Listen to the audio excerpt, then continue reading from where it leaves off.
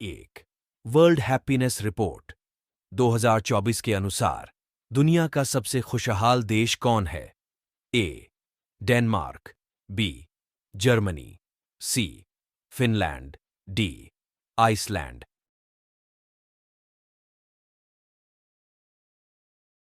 सी Finland. World happiness report 2024 के अनुसार यूरोपीय देश फिनलैंड दुनिया का सबसे अधिक खुशहाल देश है। फिनलैंड लगातार 7वें साल दुनिया का सबसे खुशहाल देश बना हुआ है। वर्ल्ड हैप्पीनेस इंडेक्स में भारत पिछले साल की तरह ही 126वें स्थान पर बरकरार है। वहीं भारत का पड़ोसी देश पाकिस्तान रैंक में 108वें स्थान पर और श्रीलंका 128वें सा। 2 स्टार्टअप महाकुंभ का आयोजन कहां किया जा रहा है? ए बेंगलुरु, बी मुंबई, सी नई दिल्ली, डी कोलकाता।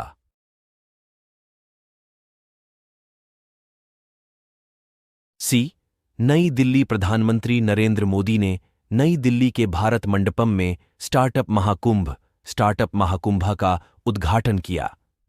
इस अवसर पर उन्होंने प्रदर्शित प्रदर्शनी का अवलोकन भी किया। इस अवसर पर पीएम मोदी ने कहा कि भारत 1.25 लाख स्टार्टअप्स के साथ तीसरा सबसे बड़ा स्टार्टअप इकोसिस्टम है, जिसमें 12 लाख युवा शामिल हैं। 3 रूस में भारत के नए राजदूत के रूप में किसे नियुक्त किया गया है? ए विनय कुमार, बी परसोत्तम रुपाला, सी अजय नागर, डी आर के अग्रवाल।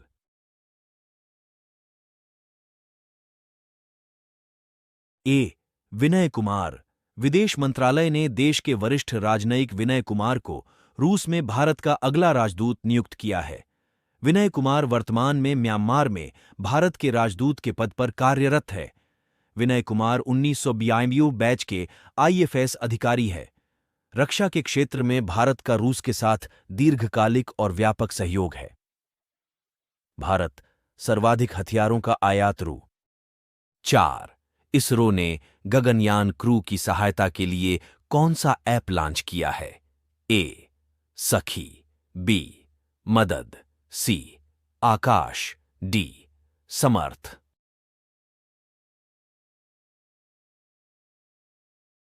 ए सखी।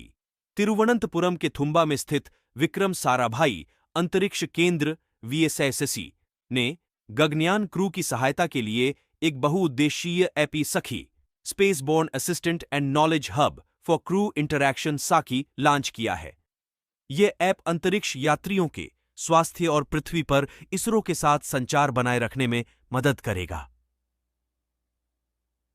इसरो साल 2025।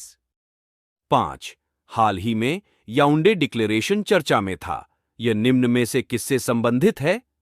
ए साइबर सुरक्षा, बी आर्टिफिशियल इंटेलिजेंस, सी समुद्रीय सुरक्षा, डी मलेरिया रोग।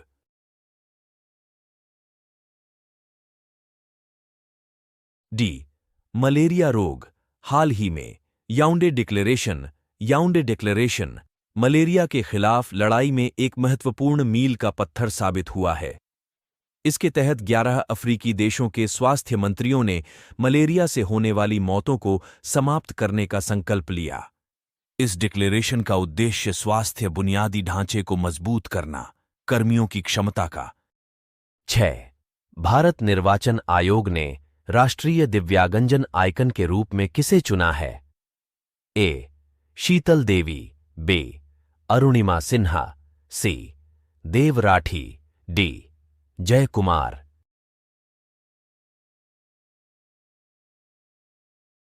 ए शीतल देवी। पैरा तीरंदाज और अर्जुन पुरस्कार विजेता शीतल देवी को भारत निर्वाचन आयोग ईसीआई ने राष्ट्रीय दिव्यांगजन आइकन के रूप में नियुक्त किया है। वहीं लोकसभा चुनाव को देखते हुए ईसीआई और भारतीय क्रिकेट कंट्रोल बोर्ड बीसीसीआई ने मतदाता शिक्षा को बढ़ावा देने के लिए एक प्रदर्शनी क्रिकेट मैच का आयोजन किया। 7 हाल ही में चर्चा में रहा कोविंद समिति निम्न में से किससे संबंधित है? ए न्यायाधीशों की नियुक्ति, बी एक साथ चुनाव, सी इलेक्टोरल बॉन्ड। डी, समान नागरिक संहिता।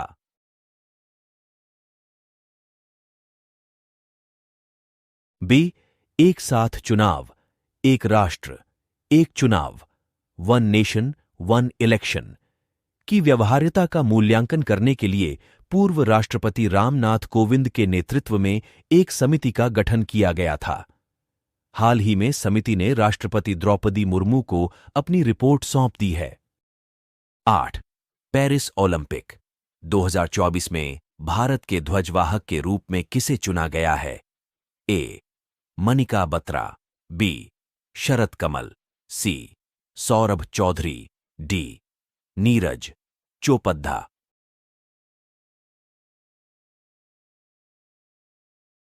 बी, शरद कमल खेल रत्न पुरस्कार विजेता और 2 बार के Commonwealth games champion table tennis खिलाड़ी शरद कमल आगामी पेरिस ओलंपिक 2024 में भारत के ध्वजवाहक होंगे। भारतीय ओलंपिक संघ (IOA) ने हाल ही में इस बात की घोषणा की है। शरद कमल ओलंपिक में भारत के 19वें ध्वजवाहक होंगे। टोक्यो ओलंपिक 2019 में पूर्व भारतीय पुरुष हॉकी टीम के कप्तान मनप्रीत। 9. इसरो ने रीयूजेबल लॉन्च व्हीकल के लैंडिंग मिशन की सफल टेस्टिंग की। इसे क्या नाम दिया गया है? ए, पुष्पक, बी, सार्थक, सी, आकाश यान, डी, विक्रम।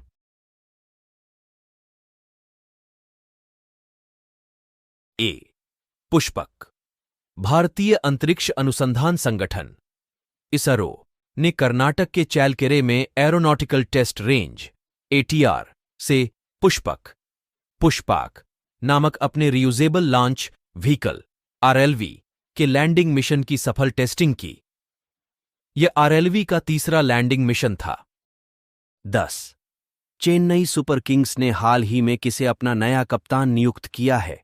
ए, Ravindra Jadeja, B, Ruturaj Gaikwad, C, Ajinkya Rahane, D, Shivam Dubey.